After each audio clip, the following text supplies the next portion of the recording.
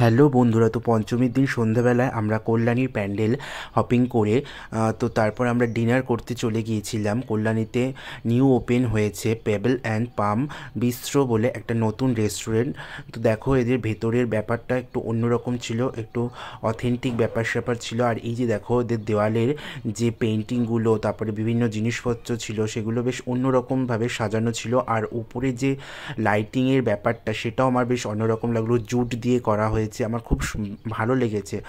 আর বেশ একটা শান্ত নিরিবিলি পরিবেশ ছিল। আর এদের ওপেনলি কিচেন ছিল, যেটা আমার সব থেকে বেশি ভালো লেগেছে।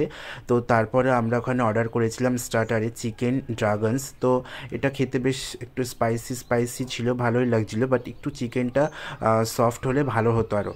তো তারপর অর্ডার করেছিলাম আমরা ওখানে তন্দুরি রুটি, আর সাথে ভেজ ফ্রাইড রাইস আর চিকেন মাঞ্চুরিয়ান। তো তন্দুরি রুটি দিয়ে ফার্স্টে চিকেন মাঞ্চুরিয়ানটা ট্রাই করলাম। আর এখানে চিকেন মাঞ্চুরিয়ান ছিল 6 পিস। তো আমরা দুজন ছিলাম, ভাগ করে খেয়েছি। তো তারপরে আমরা ওখান থেকে ফ্রাইড রাইস দিয়ে চিকেন মাঞ্চুরিয়ানটা খেলাম।